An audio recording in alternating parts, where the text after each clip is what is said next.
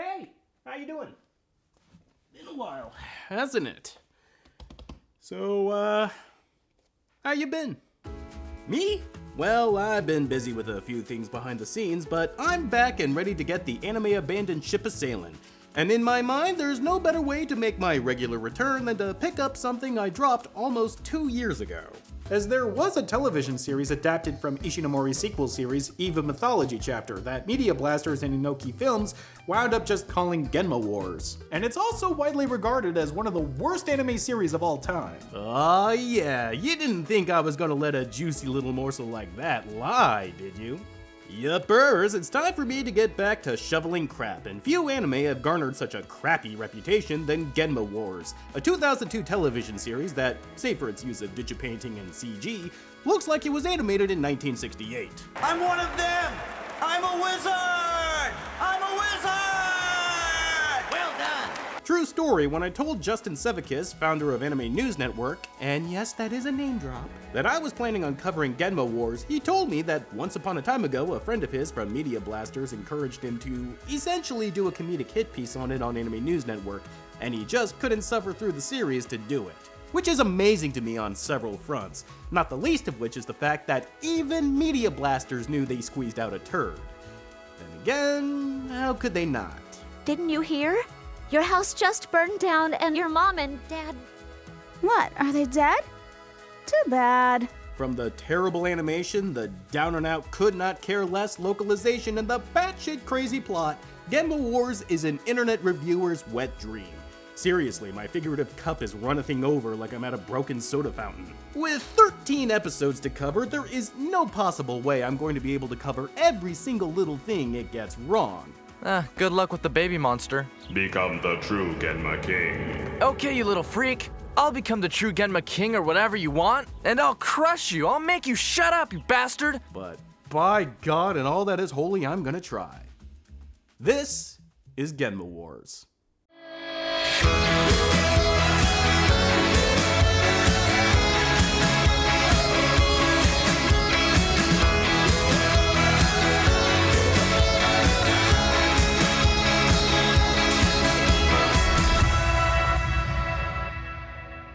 This episode of Anime Abandoned is brought to you by NordVPN. The world's #1 VPN is back, providing unparalleled protection for your internet privacy from data thieves and unscrupulous internet providers. With a digital security suite that monitors the dark web for your information, as well as provide threat protection from malware and other nasties, NordVPN guards up to 6 of your devices on one account. As most of you know, I spend a lot of time out of the country, and NordVPN helps me to get around annoying region blocks. Just a couple of clicks and I can enjoy all my content without having to sacrifice speed or security. With 24/7 customer support and a 30-day money-back guarantee, you too can enjoy this peace of mind by using my link in the description box or head on over to nordvpn.com/Bennett to score yourself a huge discount as well as a free gift. NordVPN offers a variety of packages that include a password manager as well as a secure cloud storage service for all of your important documents. Pick the right package for yourself at nordvpn.com/Bennett and keep your data yours. Thank you to NordVPN for helping to support the show, and thank you all for your time. Please enjoy the rest of the episode. Chapter 1: Twin Magic. First of all, I want to make it clear that I'm going to be skipping over a lot of the history of the anime and its corresponding manga, mostly because I've already gone over it. If you really want to know this stuff, or you haven't seen my episode on Genma Wars' film adaptation, Harmageddon, go check it out in the link in the upper right-hand corner. Seriously, you won't regret it.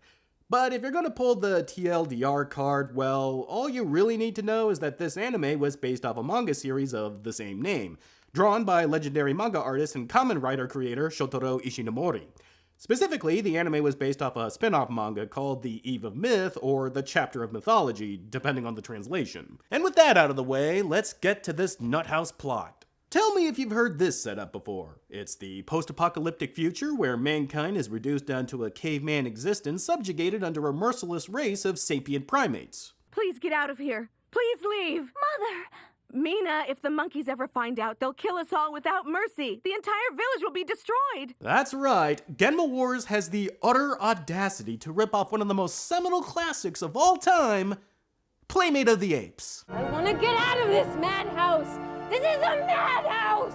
I'm only kind of joking, as Ishinomori was an avowed fan of American science fiction staples like Star Wars, 2001: A Space Odyssey, and, of course, Planet of the Apes. The most egregious example of his fandom was when he wholesale ripped off Planet of the Apes' most famous scene in his manga, Ryo no Michi.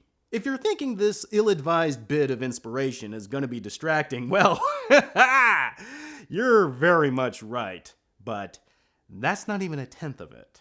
Doesn't help matters in the slightest that while they are clearly apes, the dub decided to call them monkeys, and thus any kind of threat they might have had is thrown right out the window. Because no matter how you try and spin it, nobody is going to be intimidated by anything that routinely flings their own poo.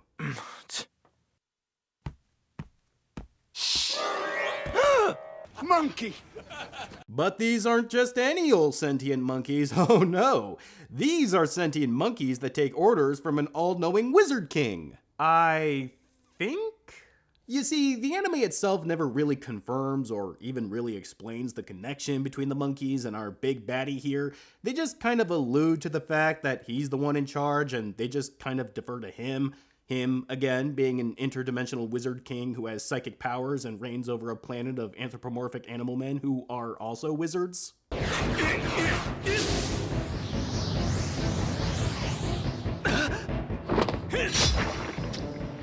Look, I know I just dropped a whole platter of nonsense on your lap right there, but that's the setup. That's what we're working with. If we're going to stop the review to analyze every single nugget of crazy in this anime, then we're only going to wind up like Robin Williams in Jumanji. What year is it? King Gizzard and his lizard wizards seem to spend most of their time pitting humans against each other in gladiatorial death matches, all under the guise of being elevated to the status of wizard should they emerge victorious. That is, when he's not abducting human women to have his babies, much to the chagrin of his wife. Angrily complacent to her husband's shenanigans and dalliances, old Queenie here copes by getting wine drunk nearly every scene she's in like she were Hera from God of War 3. You look terrible, dear. Then again, Hera never had a flying, annoying comedic relief sidekick, because no terrible anime is complete without one. Your Highness! She's such a beautiful girl! His Majesty is so gentle, yet strong! Oh, he's so passionate! Come on! What are you doing? Act like a holy warrior! Anyway, King Gizzard has had it up to here with the quality of ass his lackey here has been serving him up, and punishes him by turning him into a wolf. You'd think this would have some kind of ramification for the character, like, say, him wanting to be turned back, or him making some kind of remark about it over the course of this 13-episode TV series. And you would think that because you have at least 2 brain cells to rub together. But nope, Wolfie never brings up the fact that he wasn't always a wolf. Or that he's a ventriloquist for that matter. No, you're always saying that, like it's so easy, man.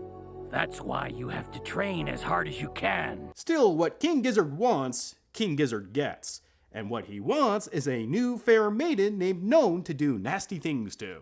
What kind of nasty things? Well, let's just say the kind of nasty things that made the licensor try to censor out. Badly. It's strong. Her force is strong. But apparently, this girl is not aware of her own powers. Inoki Films, licensors of such luminary classics like Cosmo Warrior Zero, Ikitosen, and His and Her Circumstances. What the fuck? Anyway, they were in the business in getting their anime on television, and while Genma Wars was originally a television show in Japan, it was produced for ATX, a premium satellite channel that had looser broadcast restrictions. Hence, there is plenty of nudity and other unsavory things that'll get this video demonetized faster than a Papa Frank video. So they pulled out every cheap editing trick in the book to help sell this anime to prospective broadcasters. Even though there's still plenty of nudity and assault going on. Ah yeah, they tried to get this on television. You are really sick. Do you really think so, my beloved wife? You're not a civil administrator. Then again, this wouldn't be the first terrible Ishinomori anime to get on TV. Now you understand. This is your true form. Anyhoozles, known here is not just any old random human girl. She's practically the Madonna incarnate, willingly sacrificing herself to protect her village from... the monkeys. Just leave them alone. And how is her virtuous act of selflessness met with the villagers? They banish her from the village and stone her. Oh, please stop it! But don't feel too bad for her, folks, because she also happens to be one of the most toxically positive characters this side of Joy from Inside Out. They're scared of the apes, that's all. They are good people. I love them. They're really good people. They just threw rocks at me while I was holding my infant children because they were scared.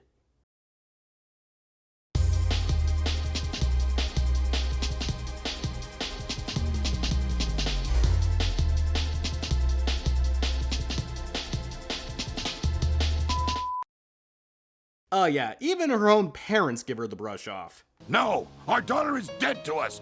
She's dead! Father! Christ in heaven, even Stuart Smalley would tell her to get mad. Even if the parents were just saying that to keep up appearances with everyone else in the village, that's still some ice-cold shit. But you wouldn't know that by looking at None, whose impossible level of patience gives Wolfie here pause long enough for him to reconsider who he's taking orders from. So, when None inevitably gives birth to King Gizzard's twin boys, Roof and Jean, Wolfie only takes Roof to him, and for some reason, King Gizzard is totally okay with him deliberately disobeying him. Fine. Get out of here. But don't take your eyes off the other one. So while King Gizzard makes his wife take care of Roof, even though he knows that she obviously wants to kill him, Jean is left with his birth mother, and thus begins the twins' journey toward an inevitable meeting. From here until then, the anime splits its time between the two twins, so in the interest of keeping things focused, I'm going to do the breakdown by focusing on one twin at a time. Starting with Chapter 2, Jean. Now we all know how the village treated Jean and his mother when he was a baby, but do you think they're the type to hold a grudge? Oh, you bet your sweet ass they are. It's because you let Non into the fields. She is cursed. It's because of the drought. It's not her fault. You're just covering for your daughter. And of course, None is known helpful, as no matter what they do to poor Jean, all his mother can do is just be slobberingly thankful for everything they quote-unquote do for them. I am thankful to them, Nu. They share their corn and their water with us. They let me work their fields, and they play with Jin. Come and catch us if you can, you're it. Come and catch us if you can. Yeah, serves you right. Now try and get out of there, you freak. Oh, good god damn. I have not seen such blatantly blind parenting since The Good Son. But maybe it's this willful blindness that won her King Gizzard's heart, because even 16 years after he had her abducted and he assaulted her, he still asks about her. By the way, how is Sir? the mother? It's Non, right? Huh? Does she, have a boyfriend? But Queenie isn't happy hearing her husband still pining after None, and after 16 years, she finally has the gumption to order her minions to kill her. But not if the psychic ninjas have anything to do with it. You heard me. Ninjas, those who lurk in the shadows. The human physics, they fight against the wizards. Ah yes, the human physics. Clearly masters of stealth as they jump around in broad daylight like they were auditioning for Cirque du Soleil. Well, maybe I spoke too soon, as the human physics are more about helping themselves than their fellow man, stealing the peasants' food as they dispatch the monkeys. The ninjas will now take these goods! Please don't do that! We'll starve to death! So it's no surprise that when the wizard lackeys of the queen come a-knockin', the human physics don't even lift a finger, even as they straight up delete None off the server. Of course, this sets off Jean's latent human physic powers and torches all the remaining lizard wizards. And thus, without much of a family to speak of, and considering the nearby village is stuffed with irredeemable buttholes who love to torment him by making fun of his dead mother not 5 minutes after he buried her. Hey, stupid orphan! You're nobody!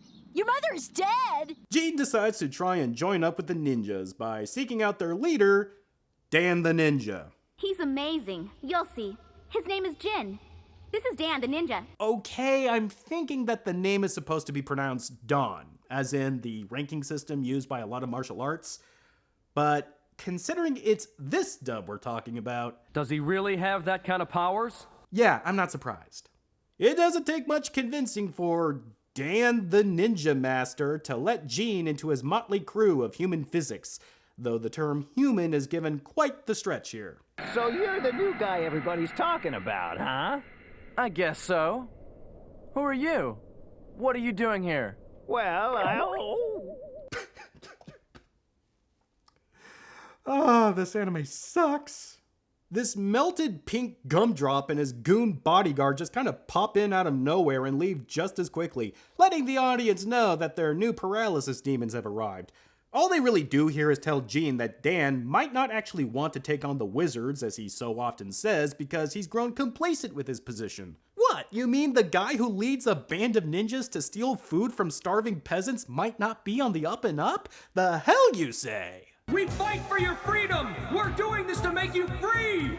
now we will take this. You find out later that he, as well as some other members of the ninjas, were human once, but King Gizzard turned them into shapeless lumps for funsies, I guess? We'll never really know because he, as well as the rest of them, are unceremoniously killed off by some low-level minions just a couple of episodes later, all the while contributing absolutely nothing of value to the story, the main characters, or goddamn anything. And yet, even in an anime stuffed to the gills with as much nonsense and stupidity as this little sentient wad of bubblegum stands out as one of the most baffling characters in the entire show.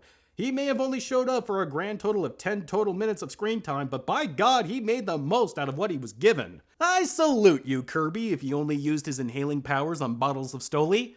Now never darken our doors again. Speaking of darkening doors, Gene's seems to be the preferred spot for Dan's main squeeze, Ron, who fancies our boy Gene quite a bit, despite him rebuffing her every chance he gets. And I mean every chance he gets. This is great. Oh, shut up, girl. I love it when guys play hard to get. And as we all know, a woman can only take so much rejection before she winds up making a pact with the physical manifestation of evil and agrees to have herself impregnated with its child, all the while selling Gene, Dan, and the rest of the ninjas out. Yeah, I bet a lot of you out there were wondering when Genma will show up in Genma Wars, but I bet none of you out there were expecting him to come out looking like this. You are right. This woman is a wizard spy. She's been keeping an eye on you to keep the wizards informed. Oh yeah. Meanwhile, Gene confronts Dan about Ron two-timing him behind his back, which of course upsets Dan to no end. But not as much as when he finds out that Gene has been giving back all the food they've been stealing from peasants, the utter bastard. Oh, and you best believe he's got a plan to get Gene back, because just like everyone else in middle school, he saw the Scott Tenorman episode. Humans are pigs. Do you know why? Because they don't have any control over their fate. For example, that pig you just ate was really a human. So what do you do when you're tricked into eating human meat? Throw down with magic spells like you got the entire Final Fantasy spell book. Gene just goes absolutely nuts and goes to town on Dan for like a solid minute, thrashing him with elemental spell after elemental spell. No rhyme or reason either as to where Gene is in relation to Dan. It's just a series of scenes of Dan getting his shit ruined by fire, water, ice, and lightning. But the anime lifts its leg and whizzes on its only good scene by later revealing that it really was just pork, and that Dan was just playing a trick on Gene. Boo! Oh, and Wolfie also dies in the fight. If anyone cares. Considering Wolfie never really did much and most of his dialogue was just him cautioning Gene to not do things he wound up doing anyway. The wizards! Don't lose your temper. This is real life. It's not exactly much of a loss for the viewer, though he did finally tell Gene about Ruth while he was dying in his arms.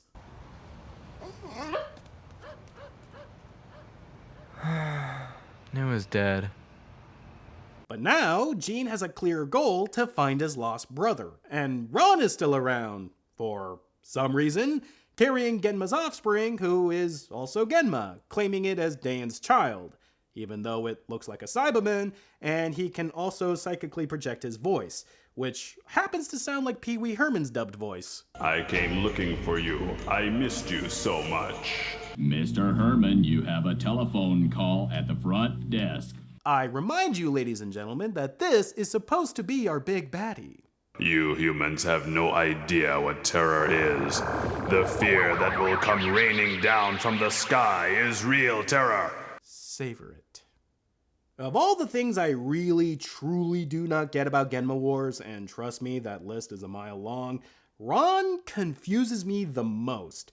Her character just seems to shift wherever the wind blows, and she may or may not be under Genma's evil sway whenever she undermines either Jean or the rest of the ninjas. It's never really made clear, nor is it ever really made clear why Jean just lets Ron tag along, since he does not care about her in the slightest. And yet, here she is, trying desperately to fulfill her end of the bargain by tricking Jean into being hypnotized by some Jawas into killing Roof. Oh god, the sentences this anime is making me say. But you know, it's all for naught when Roof immediately makes Jean realize he's trying to kill his own brother. And they lay waste to everyone because no one is a goddamn threat in this heap. But finally, the twins have been reunited. So, what's Roof been up to all this time? Well, Chapter 3, Roof. The thing you should understand about Jean's story is that it's relatively straightforward. We live a good and safe life thanks to the gods and the meat of their pigs. No, that's not true. Humans are not pigs. Follow me on this.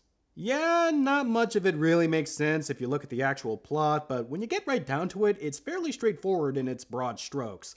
Aimless guy decides to join a band of outlaws feeling like he has no other place to go, finds out that they might not be everything he thought they were, and fights to free himself from it. There is something like an emotional through line that helps explain why a character does what he does. Whereas Roof's story is a whole lot more goofy and random. That's right, more goofy and random! The only reason why Roof was separated from Jean and his mom was because he had pointed ears, and therefore believed to have more wizard blood in him than human. As such, he grew accustomed to being in a higher position, until his pointed ears burned off. I think this happened because of Jean's latent psychic powers waking up, but considering the anime we're talking about, it's not out of the realm of possibility that a wizard did it. With such ghoulish-looking ears, Roof becomes persona non grata, and the queen has her minions try and kill him, which, for some reason, is shocking to Roof. There's someone here who would like to say goodbye. Hello, Her Highness. Oh, but I don't understand. Mother? I mean, she always treated me with kindness when I was a kid. I don't want to be called mother by you, you worm! Then again, I don't really remember much because of the head trauma. Roof escapes the queen's henchmen, then magically turns into several different animals, a power of which he apparently has, and yet never uses again. Seems that he's following a disembodied woman's voice asking for his help because this woman named Mina is in danger of being sacrificed to a fish god on an island in the middle of Fumbuck nowhere. Humans and wizards, what is the difference? Is it their shape? No, that's not it. Some wizards can change shapes. What did I tell you? Having saved Mina, Roof decides to spend half of the anime traveling with her from place to place, with no real clear goal in mind. As such, going over Roof's plot feels kind of useless. Unlike Jean, Roof doesn't have much in the means of an emotional through line, as he just kind of bumbles his way from point A to point B without much of a reason as to why he's bumbling. He just kind of pinballs around the world, getting up to some shenanigans for the episode before moving on without a plan as to where he's going next. So, with that in mind, I'm just going to highlight some particularly bonkers moments, starting with the time that Roof and Mina came across an island full of half-monkey men, ran by an egomaniacal AI that's tricking and controlling women into believing they are the voice of God, while also creating artificial human love slaves for King Gizzard that's all being protected by a ghost pirate ship. And why do you think I'm making any of this up? Maybe it's full of dead people. Dead people? That's silly. Dead people?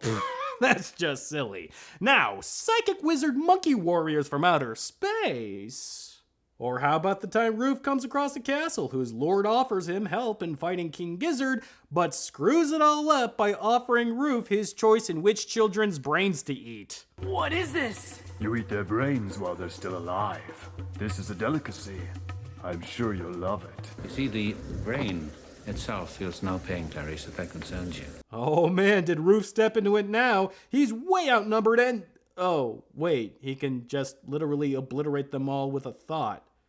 Well, maybe we can find a more substantial fight here, when Roof and Mina are swept up in a sudden sandstorm and wake up to find an exposition-dumping old man that catches fire and starts attacking them, and oh my god, the fight's already over. I know I'm harping on this, but if one of your protagonists can Thanos snap his enemies out of existence, why is anyone a threat? Well, at least this fight led to Mina dying, who was also carrying Roof's child, a fact of which we only learned 10 minutes before she croaked. Here.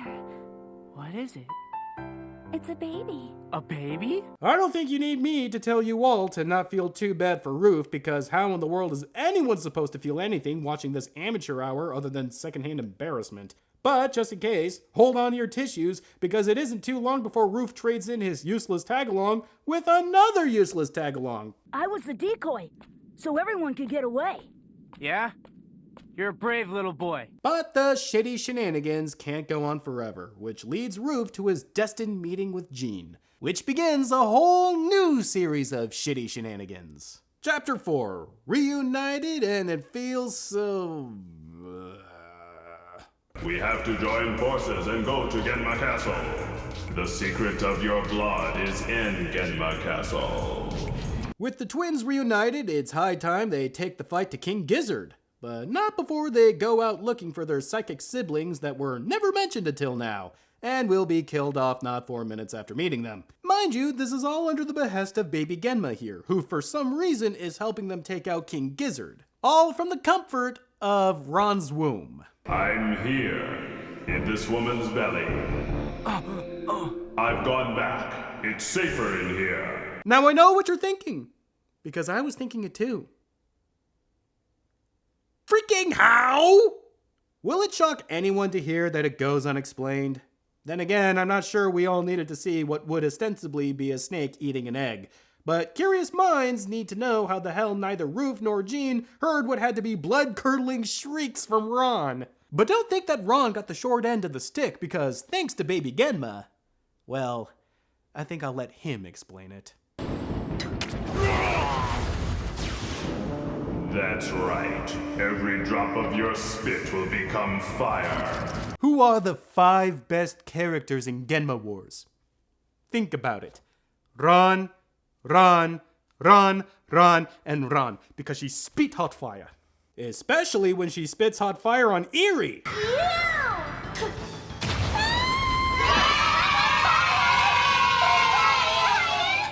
But we can never have nice things, as Queenie decimates the party, leaving only the twins and, well, this guy named Oz alive. For now. It's all up to baby Genma to make the save, and he fells Queenie, but Ron doesn't survive the encounter, leaving baby Genma controlling her corpse from inside her womb like this was a goddamn Frank Henenlotter movie. Can't be. I'm so sad that the woman who backstabbed me and tried to have me killed is dead. All that's left to deal with is King Gizzard himself, who leaves himself open to an out-of-nowhere backstab by Queenie, who managed to Dr. Manhattan herself off-screen. If you're calling bullshit, just wait until King Gizzard opens up a time portal to the past. Now go! To change my destiny! To change your own destiny! It's like they wrote this script in a bad improv class. Isn't that redundant? And the shenanigans continue as Roof, Jean, and baby Genma wake up in the far-off past, where they encounter motorcycle-riding anarchists who are rebelling against an autocratic society in the appropriately named Skull City, as well as a meek woman who just falls head over heels for baby Genma. Poor little thing. You must be hungry. I'll make your milk right away. I can't take it any longer. Oh, God. I'm not gonna lie, baby Genma is probably my most favorite thing about Genma Wars. On top of him sounding utterly ridiculous, he's just so amusingly smug. The little turd just revels in his position and shoves it all into Jean's face. Didn't you hear what he said? This little baby doesn't even talk yet. That's right. The baby doesn't speak, stupid. Shut up, you! If I could just watch Baby Genma clown on Jean all day, I'd give Genma Wars a perfect 10 out of 10. And you know what? I very well might have the chance to, because this meek little doormat might very well be the biggest idiot in all of anime. Alright, check it. Jean is outright hostile towards Baby Genma, and he's making no secret about it.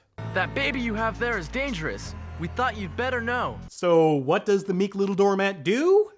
Well, not only does she offer him and Roof a place to stay... It's cold out there. You can stay here. Not only does she keep them in the exact same room... Are you trying to tell us what to do again? I'm back. But she does all of this twice. Boys, please stay here. I know it's a bit sudden, but I want us all to live together. And will it surprise anyone to find out that Baby Genma pulled the exact same stunt again?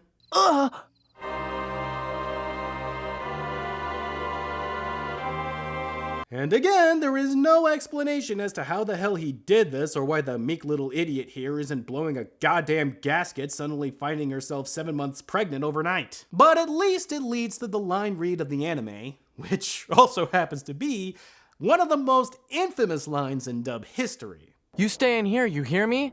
When I get back, I'm gonna beat that baby out of you. Alright, I know I already used it in the Harmageddon episode, but when you have a line that sounds like it was ripped straight from a Pureflix joint... Cheryl, I'm sorry, but I don't understand. Abortion is our fries and soda. You just gotta use it. From here until the very end of the series, the plot just goes buck wild, meandering to episode-long stories that really don't amount to much, and routinely revolve around the fact that Skull City is being run by a bunch of selfish, evil elitists in a vain attempt to give social commentary about then, and somewhat now, contemporary Japan. Such as an unscrupulous predatory lending agency that's causing a bunch of citizens to off themselves in a forest. Not touching that one. A talent agency using controlled substances to take advantage of young girls who are just hoping to have a singing career. A singer? No way, Jose. It's not that easy. Oh, but it is, Nana. You can be on TV. That'd be great. As well as a district of affluent yuppies who are literally above the law. All three stories end with the twins providing karmic punishments for those involved, and all three have nothing to do with what's actually going on in the main plot, which is that a shadowy cabal is using a bunch of monkeys to build a satellite in outer space to launch nukes at the planet so that all the good people die and evil can triumph. I knew it! It all comes to a head when they launch said nukes, obliterating everything on the planet, including the leader of the anarchists, who was sweet on Jean for some reason. No, I'm not afraid of the monkeys. Then Ray, tell me why you were so scared. It's weird. I'm not afraid of anything anymore. And after the maniacs blew it up, Roof and Jean finally come to their senses and finally figure out how to defeat Baby Genma once and for all. Do absolutely nothing. I shit you not. What are we going to do? Nothing. Absolutely nothing. Roof, give me blood. I need it.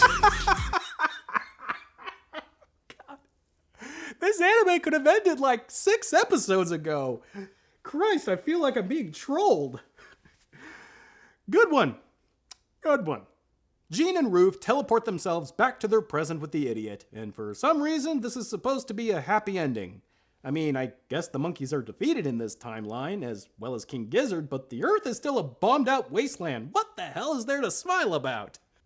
I guess if you don't know anything else, then I suppose it could be considered a happy ending.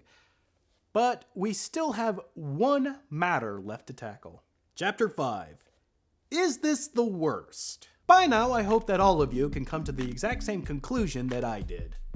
This anime is pants on head insane. It doesn't make a lick of sense, the plot is condensed as all hell, the dubbing is atrocious, the animation is practically non-existent when it's not dog-ass ugly, and, well, I wasn't able to go too deep into this during the plot synopsis, but there are just way too many heinous, mean-spirited scenes that are just peppered all throughout this anime. I mean, King Gizzard is a constant throughout, and we all know what he's been up to, but when Ruth decides to challenge Mina's philosophical beliefs about destiny by assaulting her, and the anime treats it as romantic, it goes well beyond the pale. Can't really go into it more than that, but honestly, I don't really think I need to.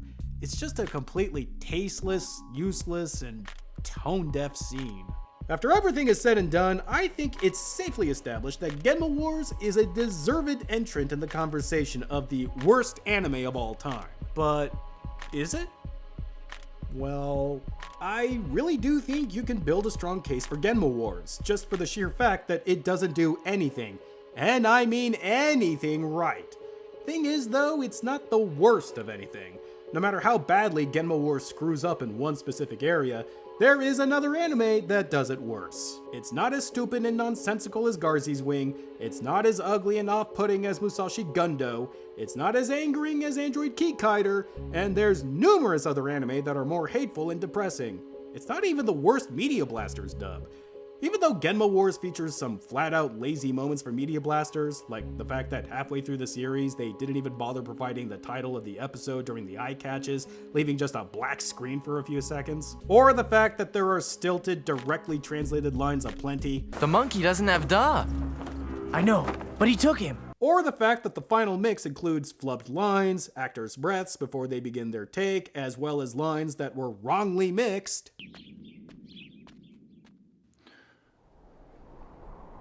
What do you want? Leave them alone. Sir? The great Genma already knows exactly where they are, so we have nothing to worry about. At least the dub features some real talented voice actors that would go on to have real futures in the industry. What the hell is the Tokyo Project's excuse? The police are moving? That is nonsense. It can't be. It is not possible. It is possible, sir, and it's happening. With all of that being said though, the fact that it does so much wrong has to count for something. Which is why I wouldn't argue too hard against someone putting it at the top of the mountain of crap, even though I think a spot like that should be reserved for something with absolutely no redeemable value. And at the very least, you can have a hearty laugh at Genma Wars. So where would I put it in the canon of historically bad anime? Well, I can safely say that it is one of the worst anime TV series that managed to get an official American release. In my current headspace though, I'd say that Android Keykider is worse, just because it pissed me off more and Genma Wars is funnier. But I can easily see myself flip-flopping on that depending on my mood. Speaking of moods, mine is getting a whole lot better now that we're through with Genma Wars. And with October literally next week, I think it's high time we looked at some horror-themed or horror-adjacent anime. Starting with Trinity Blood. In the meantime, you can help this channel out by liking the video and subscribing if you haven't. If you want to help me out more directly, you can check out my Patreon using the link right there, or you can check out the store in the link in the description box. And if you want to check out my takedown of Android Keykider, still one of the worst anime I have ever seen, then check out the episode right there. Thank you all so much for watching. Till next time.